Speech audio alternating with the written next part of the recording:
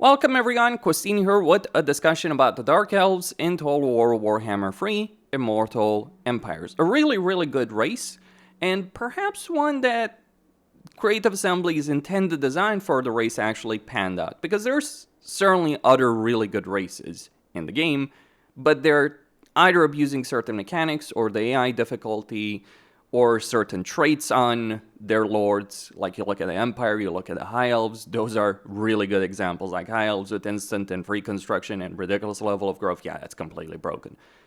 Dark Elves are strong, and you could consider them broken, but I feel like they kind of tread the needle between bullshit level, which is what the High Elves are, and being reasonable in terms of their race design. So, here's what you need to know about the Dark Elves when we're talking about them. First off, they can get a decent amount of post-battle loot. Now, part of it has to come from certain rights that they have. In this case, with Lokir, you also have the sacrifice to an Ephrema, which gives you income from raising and sacking settlements. But every Dark Elf can get the sacrifice to Cain for post-battle loot and casualties captured post-battle.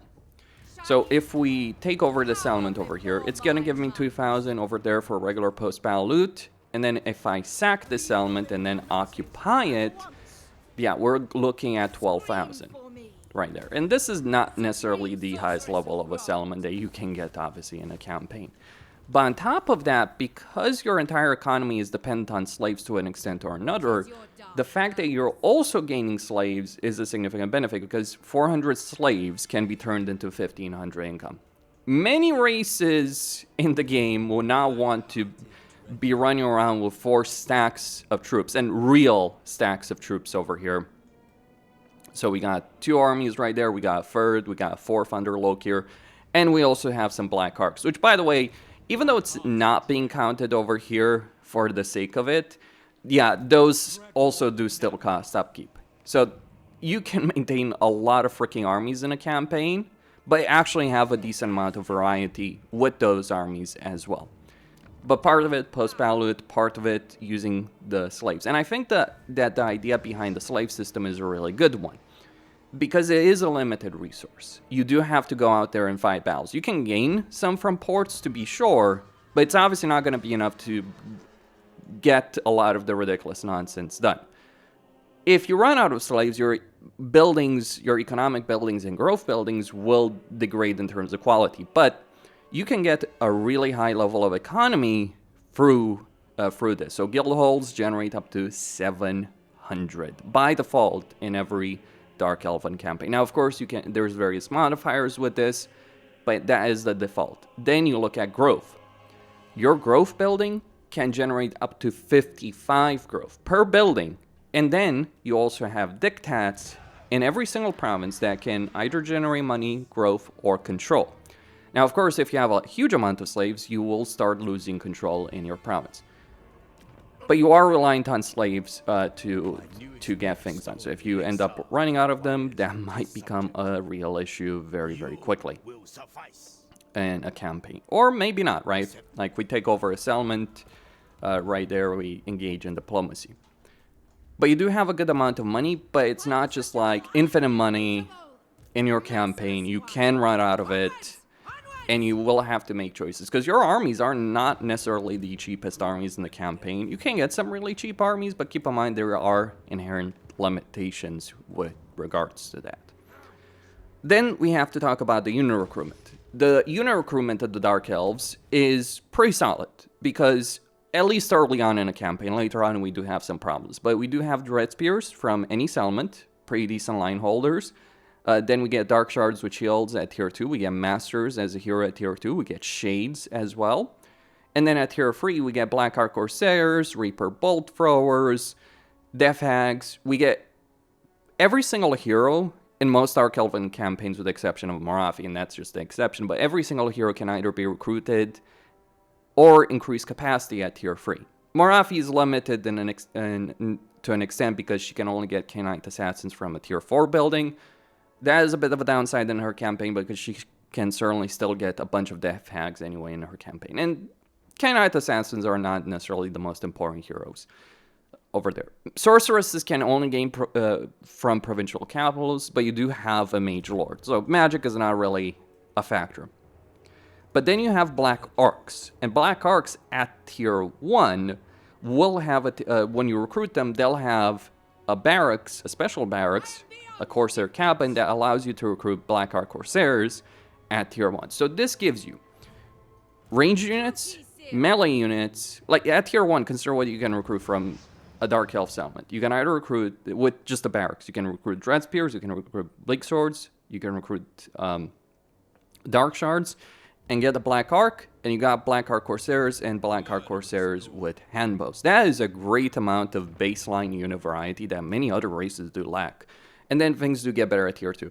If there is an issue, it's certainly with the cavalry and with the higher tier units, because yeah, Harganeth executioners are not worth recruiting in a campaign. They're good, but given what Dark Elves will want to achieve in their campaign, specifically going after the High Elves, focusing on these guys or on Blackguard of Nagron is just kind of not worth it. You're much better off focusing on Dark Shards or Shades in that respect. And yeah, Black Ark Corsairs, Magic, maybe some of the monsters. Some of the unit tiers are a problem, to be sure. And I would say, like, Dark Elves have an issue many other races don't have. See, Dark Elves have really good unit variety early on, but later on it kind of falls apart, I would say. So they could really use some more interesting units later on in the campaign, though, to be clear, not tier 5. Like, I don't think any unit that the Dark Elves have at tier 5 is worth a tier 5 slot, with the exception of, I guess, Black Dragons, but that is really an exception. And I can tell you, I've played a good amount of Dark Elf campaigns in Warhammer 3. I don't think I've recruited a Black Dragon once. At least not from that building. But the nice benefit of the unit recruitment variety is that Black Arks are your primary way of recruiting units. Because you don't have global recruitment, and your local recruitment slots end up being very limited. Whereas Black Arks do increase their recruitment slots, and can recruit every single type of unit through a dedicated Horde army for the sake of unit recruitment. And every Dark Elf campaign has Black Arks. Lokir and Malice Darkblade start with one, the others can get access to one relatively quickly, though yeah, you will have a limited number of them unless you're playing Lokir.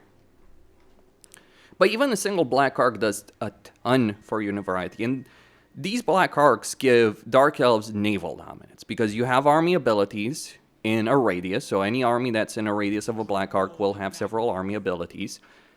They can travel the seas with a much lower upkeep. You can recruit every hero, and you can recruit every unit type. Sure, you're limited by growth, and I kind of wish that they changed the way that growth worked for Horde armies. It can be a bit slow to actually unlock the good stuff. Like, it's already expensive to upgrade Horde armies. When you also have to wait for surplus points, and it takes quite a good amount of time, it's less interesting. So I think, like, that should be changed in the same way that, you know, ogres had their camps changed with Omens of Destruction. But regardless of that, we do have a great amount of variety. And you get a bunch of other benefits as well with Black Arks. So for instance, one of the things you can get with Black Arks is, you know, recruit rank, unit experience, post-battle loot, income from sacking and looting settlements, casualties post-battle, and slaves per turn. So all of that is great for the sake of unit variety, at least early on. Because you end up with actually fairly diverse armies over here, like heroes, units, like range, melee. You can end up with a decent amount of variety over here. Sure, Black Arks, Dread Spears, and Dark Shards are your main go-to units, but I can tell you there's a lot of races in the game that would not have this kind of unit variety and hero variety at turn 17. And this is a turn 17 campaign as Lokir. That is an absurd level of power that you have. Also, just a couple of turns ago, I was at minus 5,000 income. Many races would not want to play with minus 5,000 income. Dark Elves don't care. Then you also have the instant construction of buildings, which gives you even further power and actually helps resolve, to some extent, some of the climate issues. So one of the problems with climate limitations is the cost of buildings. Beyond that, there's obviously control. You can handle control as Dark Elf surprisingly well, because yeah, you have a commandment that gives you 4 control, and then you can also use Fight to the Death for 10 control for 5 turns, and you can just use it over and over again, so you can get up to 15 control in a province. And because you have instant construction, as expensive as it is in red climate, you can make that work. Just you will have to spend more slaves, but you can make a red climate settlement work. It won't generate as much money as you'd want, to be sure. There are going to be significant downsides with regards to it, but you won't necessarily feel as limited by climate as other races will be. I mean, Loki is more limited because of the movement range of certain locations in Cathay, not the actual climate that he doesn't have mountains as a pleasant or even an unpleasant climate. And that is a bit of a shame, but he does have a decent amount of variety of climate, like all of Nagrand, all of Wolfwan, hell, all the freaking Empire in Bretonia. That is a great aspect about it. So between the diktats, the actual economy, the growth of that economy, hero capacity, etc., you end up with a good amount of variety in your campaigns. But there is more. Every single lord and every single hero in your campaign can get a title. And these titles actually add to a decent amount of customization for your lords and heroes. For lords, unless it's Black Ark Generals, so Black Ark Generals do lack one of the titles, but they can still improve their army, they can still improve their combat skills, whereas a regular lord can also get one that improves their faction. So over here, for instance, I'm getting 20 growth, 5% tradable resources, 5% trade tariffs, yeah. That is pretty solid. There's other titles available, of course, plenty of other titles. It's kind of randomized, but you can get martial names of power for every hero, or many heroes. Not every hero, sorry, but plenty. But you can get it for masters. Actually, I'm wrong with the hero aspect. Like, you can get it only for masters, but all your lords can have one of those titles, and it's great. It does add more uniqueness. I wish, like, sorceresses got it. Because, yeah, Masters were a DLC hero, and you can really feel that, yeah, some of these other heroes could use more improvement. I mean, they're solid enough. They have choices of a skill line, for instance, with Death Hack. So you have replenishment, you have post-battle hero. You're really only lacking a hero that gives you campaign movement range. Though, given you have armies that you have Black Arks that can dominate the seas and transport your troops with significantly lower upkeep, that is great. And these Black Arks can also recruit lords. Even if they're in Force March stance, they can recruit any lord. At tier 1, sure, unless you have some other ways of increasing, lord rank or hero recruit rank, like faction-wide, you might recruit them at lower level, but you'll be able to get them to the front line faster, sorry. And this is actually a very important aspect, because you can have a mobile recruitment factory that allows your forces to actually get to the front line when you need them, instead of having to recruit them in a, provincial capital and then having to traverse a significant distance to get them to the front line where the actual fighting is taking place. That is a bit annoying. I wish more races had that kind of ability of recruiting very quickly close to the front line, one way or another. But then these Black Arks also can attack any settlement from the sea, of course. But that's because they don't have siege attacker, funnily enough, but when you're attacking a Black Ark, the walls of a settlement don't count. So you can just use a Black Ark to, attack a settlement if you want to take it over, and then actually use that Black Ark to garrison a settlement in order to hold back anyone that might, want to become a nuisance for you in a campaign. Good amount of power available over there, good amount of flexibility in a campaign. And finally, there's the diplomacy angle. Diplomacy for Dark Elves works in many interesting ways. See, one of the things you might think you should do if you're playing low-tier is to ally snitch beat up Cathay, but you don't need to do that, just as an example. Because while Dark Elves are not especially liked by many other races, they do only have minus 40 aversion. And with minus 40, even though my reliability is low over here, that's on me, but even though my reliability is low over here, that minus 40 aversion can allow me to get a lot of things done diplomatically with other races. The only major exception to this, like aversion-wise, like we consider this, Chaos doesn't hate you, the Order Tide doesn't hate you, like you can have a significant level of diplomatic capability that other races don't have. You're certainly aimed at getting along with the forces of Chaos better than you are with the forces of Order, but you can make it work with the forces of Order, or whoever else you want to do it. There's always some level of aversion typically, but the only race that actually hates Dark Elves in a campaign are the High Elves. And given that your campaign objectives would usually involve long-term to deal with the High Elves, you kind of get the point of why this is not really relevant. So yeah, you're not going to be able to make diplomacy work with Ulfon, but you are going to be able to make it work with everyone else pretty much, one way or another. You might have to jump through some hoops to make it work with the Order races, but that's the reason we even have region trading in the first place. It's not just gaining control of full provinces from AI factions, but they're also about allowing diplomacy to work better. It's serving its purpose over here. You have a great amount of flexibility. Ogres are better in this respect. Ogres are better in a lot of respects, but ogres are also complete and utter bullshit in that regards. I do wish they had better units at the higher end. Because, yeah, at one point you do get tired of Dread Spears, Dark Shards, and Black Arc Corsairs with a couple of Reaper Bolt Throwers thrown in. So the early game is really strong. And the point, however, for any issues that they might have in a longer term, not from a campaign perspective, but in a roster perspective, for any issues that they might have in a longer term, their early game works phenomenally well. When you're playing a Dark Elf campaign, like if I'm playing an Empire campaign or a Dwarf campaign or, X, Y, and Z race, I feel like if I'm not constantly declaring war on tons of factions and region trading and all that, I am literally screwing myself over as a player.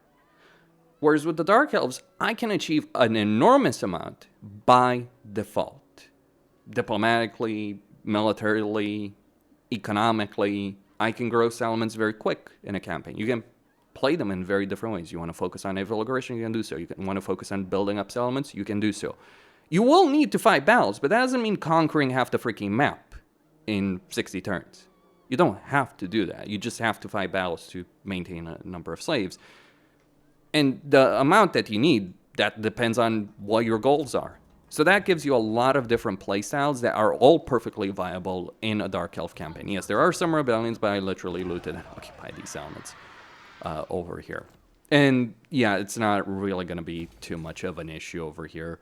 The game does actually encourage you to spend your slaves constantly throughout the campaign, because if you're not spending those slaves, you'll end up having issues with regards to faction-wide, control. So the intent here is like use these systems. It pushes you in a campaign to actually make use of the systems that are available one way or another over here. And that is what I think makes the Dark Elves such a really fun and interesting race. It isn't a race that, certainly, it does require you to be engaged, but for my part, personally, I'm not really too fond of the idea of playing a race where the intended purpose, if you will, is to sit on your ass and do nothing for dozens of turns. I want to go out there. I want to do stuff. I think that is the best way a game can be designed in general. That is my perspective on that subject. Sure, there might be drawbacks. Don't dispute that with this playstyle, and it probably isn't for everyone. I understand that concept as well. But for what it is, it works phenomenally well. Quasine signing out. Don't forget to subscribe, like, and enable notifications, and stay tuned for more. The best campaigns, by the way, are Morathi and Lokir. I don't know why a lot of people like Malekith. I guess because he's the faction leader. Yeah, it's the people who like Karl Franz before Thrones Decay. I do think they need a DLC, more so for the units and Legendary Lords getting reworked. So the race as it works right now is great. They could use more units, and maybe some lower tiers for certain units that already exist. Cavalry in particular, but they can use more units. They don't need a racial rework. There's obviously balancing and all that, but the way they work right now, like the research tree is probably the most boring aspect about it. It's like, it just takes a while to unlock things, and you're always pushing to get the upgrades over here for the Black Arc growth over here, so it's not really that interesting in terms of a research tree. Could use some overhauls with regards to that. But yeah, overall, really good race. Black Arcs could use some improvements. Removal of the growth system, I would say, in a similar way to how the camps that were changed for ogres. I think that would be better. But yeah, like it works very well as a race right now. It's the legendary lords that are kind of the problem, because Malice Darkblade is not interesting, Hellbrand's not interesting, Rakarth has tons of freaking issues in his campaign. And Malekith could be, could have more unique mechanics. Like, I really think, like, you could use more unique mechanics for different legendary lords, or change of mechanics, like Hellbrand, looking at her specifically. But it is a race that works very, very well within the current meta of Warhammer 3, without having to rely on a mountain of bullshit to make it work. You can still use that mountain of bullshit if you want to. That's on you. That's your decision. But you can also choose to not do so and still have a phenomenally good race. Christine signing out.